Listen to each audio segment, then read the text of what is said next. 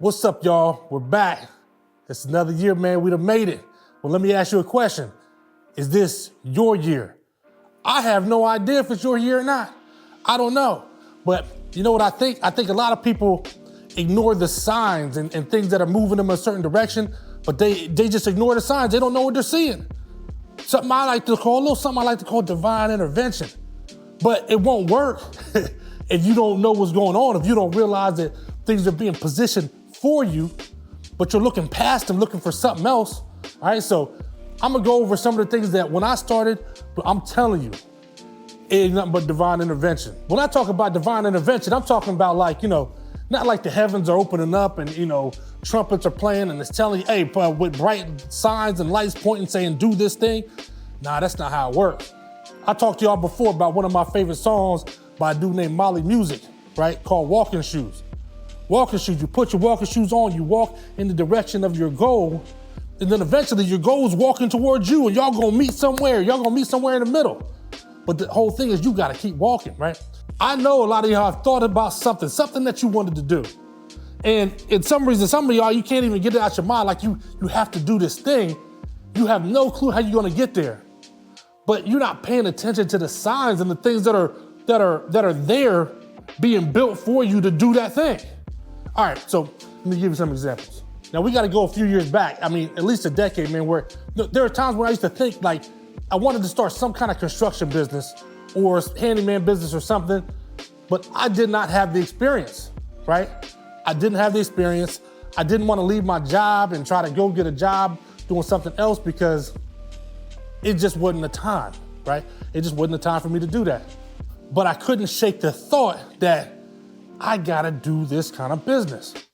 Just sometimes, it was just back here. So it was somewhere back here. Wasn't always in the forefront, had a lot going on, a lot of kids, a lot of things going on in life. But always kept it back here. And I'm telling you, things just happened to move me in the direction of starting that business, even though I wasn't always trying to start it.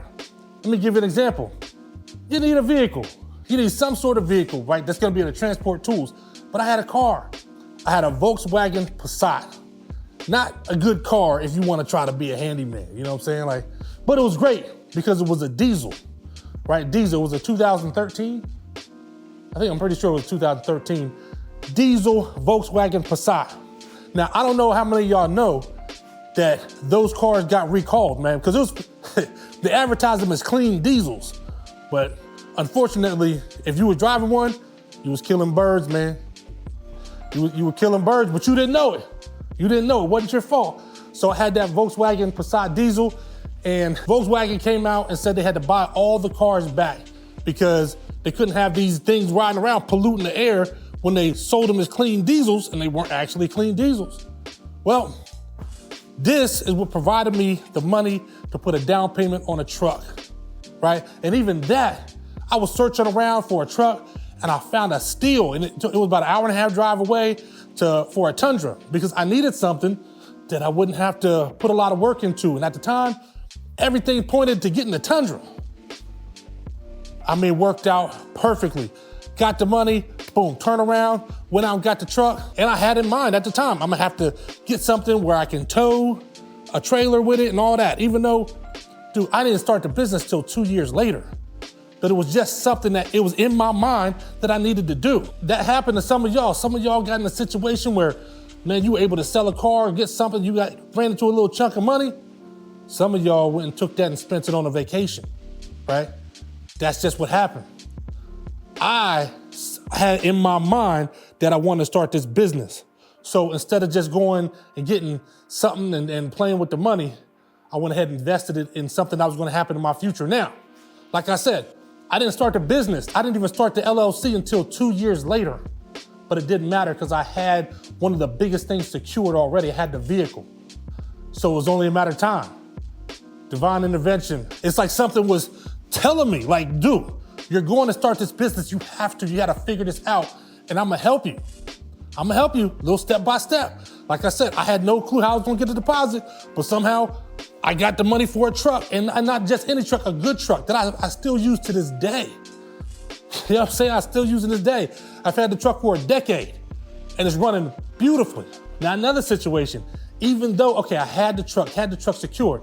Now, I still was working part-time, doing things that I had to do, and I still had in the back of my mind that I wanted to do this business one day, right? But it wasn't until other things happened, because I could have started the business when I got the truck, but I guess I wasn't ready up here. You know what I mean? I was doing what y'all doing. It's like I was stalling. I could have just started. As soon as I got the truck, what's holding you back? Go do some furniture assembly, do something. But I didn't. I did what so many of us do, man. I sat and waited and waited and waited longer. 2 more years until I had to it's like, some birds got to get pushed out the nest. I was making excuses, man. I was making excuses in here, not even realizing it. I was trying to think of skills and things I could add to my repertoire. And I was like, okay, I don't know anything about doors and windows and stuff like that. I don't really know much about them. I've changed out some doors, but I don't have a lot of experience with them. And guess what happened? Divine intervention. I told y'all it was about divine intervention. Guess what happened? I was struggling, right, financially, again, which maybe I wouldn't have if I would have just went ahead and started something. But I was back to struggling again. Had to go find a part-time job. I did a little stint at Amazon. And then I was like, I got to do something. I got to get something, man, because this is not working. Got a job at Lowe's. They told me I'll be working in the plumbing department. Not that I knew a lot about plumbing, but for what I was going to do, I knew enough. I knew enough that, I could do what I needed to do with plumbing. So working in the plumbing department wasn't really going to help me that much. But it didn't matter. I was just getting a job to get a job. God was like, nah, bruh. Nope. The first day I got there, they was like, we're gonna move you over to millwork. And we got an opening there, and that's just that. So I went in there thinking I'm going to work in plumbing. They'd make me a door salesman. You know what I mean? They'd make me working doors and windows. Divine intervention. God was like, nah, bruh. Like, no. I'm gonna put you somewhere because you can't get it through your head for some reason that I need you to get out here and start this business. And you keep holding yourself up for dumb reasons, like doors and windows. Dude, you can learn that when you get out there. But I, like a lot of people, had that mental block. So you know what he said? All right, here you go. When you go to Lowe's, doors and windows, you're gonna become a doors and window specialist. You're gonna learn everything there is to know about doors and windows. And surprisingly, there's a lot. Like, it literally was what was on my mind was just handed to me. It was just handed to me. Like, and not only that, I didn't apply anywhere else. I needed to leave Amazon because I was only doing it part-time. And I was like, dude, I'm gonna go back to get a job at Lowe's, man, so I can get back into the flow of the construction field and start to talk to contractors and things like that. I didn't apply anywhere else. I said, I'm going to get a job back at Lowe's. One application, boom. Had a job, like it was nothing. And I started it pretty quickly. So I'm telling you, things work out how they're supposed to. But you think that was enough for me to get started? No. Like I said, other things happen and pointing in the direction and blaring like lights and sirens. Like, dude, do something. Sometimes you just gotta get slapped in the face, right? For me, I had to get slapped in the face in order to just get out there and just do something. Now, my main job at that time, I was working in the lab doing materials testing. So, anything they use for construction, like roads and all that stuff and bridges, whatever, all the materials they use, all the way down to the water that they mixed into the concrete, they test it. They test everything. So I worked in a lab where I was testing things. The only problem was we were woefully underpaid, and they knew it, and they had a meeting. This is part of the divine intervention I'm talking about, y'all. Because sometimes you don't read the signs. You're not reading the signs. Like, everything kept falling into my lap. Like, dude, start this business, but I wouldn't do it. And I had to get kicked in the back. And then they said, okay, well, we did a salary study, and we're gonna have a meeting with all the people in your position from the whole state, gonna come and meet about it. Oh, everybody, we all knew that. Oh, this is it. This is it, man. We're gonna get that money now. The joke was on us. Went to the meeting, dude, they had this whole presentation about, man, y'all are underpaid, like, badly. Like, not even just compared to the private sector, but because you're way behind them, but compared to just other states. Like you're so far underpaid, it's laughable. And then in the end, they said, well, but they're not gonna approve a raise this year because turnover's too low. I said, hold on. So you telling me that not enough people are quitting their jobs? So basically, you don't have to give us any money because y'all ain't leaving anyway, so whatever. Okay, that was finally the kick in the back that I needed to move in this direction. I'm telling you, I was so mad. I probably left the meeting and went straight online and got my EIN number. Like, it was that fast to turn around. I was like, I'm doing this. Like, I'm doing this for real. Now, it helped on top of that, I was working at Lowe's. And I had so many people come in there looking for people. Like, man, do you know anybody that does this kind of work? Like, I can't find this person and that person.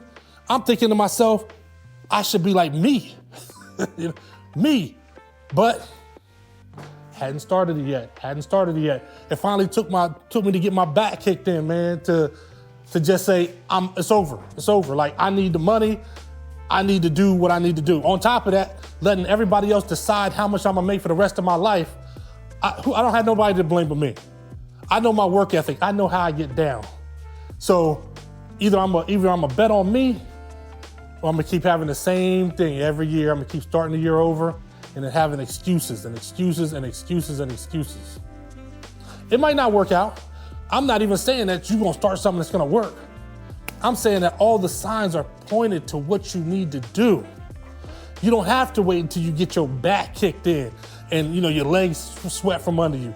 You don't have to wait until you get to that point. You don't have to go all in. Like I said, I was doing it in pieces. I was, I had got the truck it was like 2.5 years before I started the business. I got the truck, but with that business in mind, right? I was making moves in that direction. When I was working at Lowe's, like, I took advantage of the employee discount and like stuff that was going on clearance and seeing things before they, the sales floor opened. So I was able to get clearance stuff like my truck toolbox. Dude, it was like $75.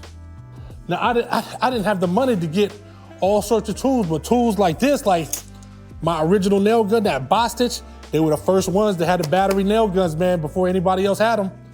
Like, it was either this or pass load, and I like the batteries or whatever.